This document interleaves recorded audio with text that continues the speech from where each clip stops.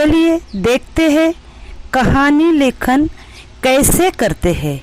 सबसे पहले ध्यान में रखें कि कहानी मुद्दों, शब्दों, सुवचन के आधार पर लिखनी होती है। परीक्षा में तीनों प्रकारों में से केवल एक ही प्रकार पर कहानी लेखन के लिए कहा जाएगा। इस प्रश्न में कोई भी विकल्प नहीं होगा। इस कहानी लेखन के लिए कुल 5 अंक निर्धारित है। तो कहानी लेखन करते समय हमें ध्यान में रखना है। देखते हैं हम किन बातों को याद रखें। सबसे पहले हमें यह देखना है कि कहानी लेखन लगभग 70 से 80 शब्दों में हमें करना है। हिंदी की कृति पत्रिका में रूपरेखा के आधार पर कहानी लिखने के बारे में एक प्रश्न होगा। आमतौर पर कहानी लेखन का प्रश्न इस प्रकार का होता है। प्रश्न का स्वरूप किस तरह से होता है यह हम देखेंगे। निम्नलिखित रूपरेखा के आधार पर लगभग 70 से 80 शब्दों में कहानी लिखिए और उसे उचित शीर्षक दीजिए। कहानी तो हमें लिखनी है, उसके साथ साथ हमें उसे उचित शीर्षक भी देना है। कहानी से प्राप्त होने वाली सीख भी लिखना है।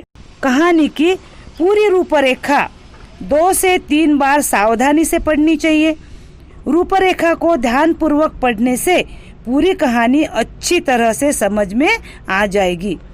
इसके बाद विद्यार्थी को यह तय करना है कि वह कहानी में अपनी ओर से कहाँ और कितना रंग भरता है, अपनी कल्पना का कितना उपयोग कर सकते हैं, किस संकेत का कितना विस्तार कर सकते हैं, यह आपके ऊपर डिपेंड है।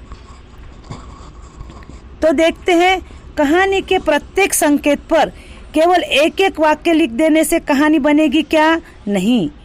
तो कहानी बनाते समय हमें वर्णन, विस्तार और संवाद की त्रिवेणी कहानी में नया रंग भर देती है।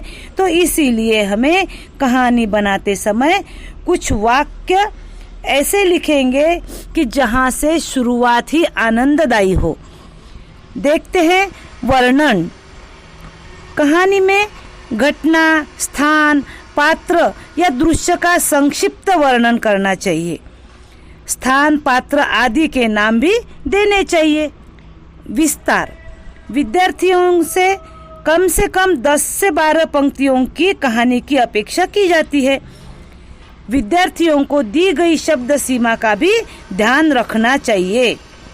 ना तो ज़्यादा बड़ी हो कहानी और ना ही ज़्यादा छोटी हो। शब्द सीमा का ध्यान रखते हुए हमें कहानी लेखन करना है। उसके बाद चलते हैं वार्तालाप या संवाद की ओर। कहानी में पात्रों के बीच वार्तालाप या संवाद होने चाहिए। संवाद स्वाभाविक, छोटे और स्पष्ट हो। और सबसे महत्वपूर्ण बात है कि कहानी भूतकाल में लिखनी चाहिए।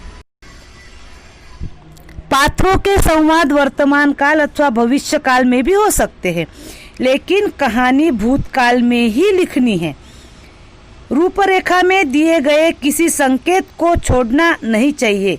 जैसे रूपरेखा में अगर कोई शब्द दिए हैं या तो कोई मुद्दा दिया है, उसे हमें नहीं छोड़ना है।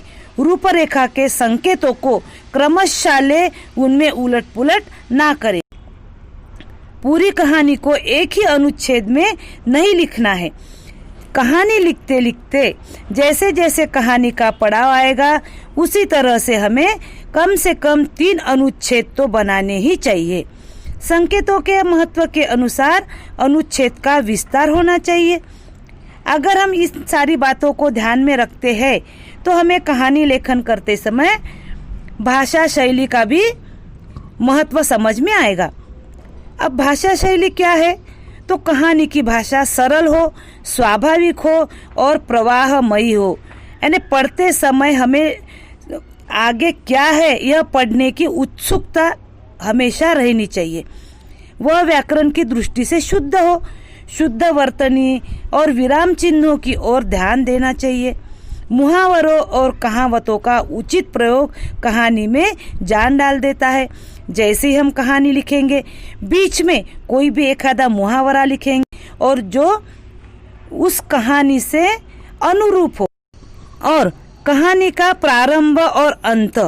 जैसे कि कहानी हम शुरू करते हैं तो शुरू में ही यानी प्रारंभ करते ही और अंत यानी आखिरी में दोनों संक्षिप्त, रोचक और भावपूर्ण होने चाहिए। यानी कुछ तो उसमें ऐसे शब्द या फिर ऐसी शुरुआत या अंत हो कि हमें पढ़ते समय उसमें से कुछ भावपूर्ण जानकारी प्राप्त हो। उसी तरह से शीर्षक, यह बहुत जरूरी है। कहानी का शीर्षक कथा वस्तु से संबंधित तथा संक्षिप्त, रोचक और सूचक होना चाहिए। और शीर्षक देते समय हमें इन बातों का ध्यान रखना है। रूपरेखा के किसी सूचक संकेत को भी शीर्षक के रूप में रखा जा सकता है। शीर्षक के लिए 1 अंक रखा जाता है। सबसे आखिरी में हमें इस कहानी से हमें मिलने वाली सीख या बोध यह भी लिखना होता है। यदि प्रश्न में सीख या बोध लिखने के लिए कहा गया हो तो कहानी पूरी होने के बाद अलग परिच्छेदों में कहानी से मिलने वाली सीख या बोध संक्षेप में लिखें। तो इसी तरह से बातें ध्यानपूर्वक सुनकर समझकर कहानी लेखन करने से आप अच्छे अंक प्राप्त कर सकते हैं।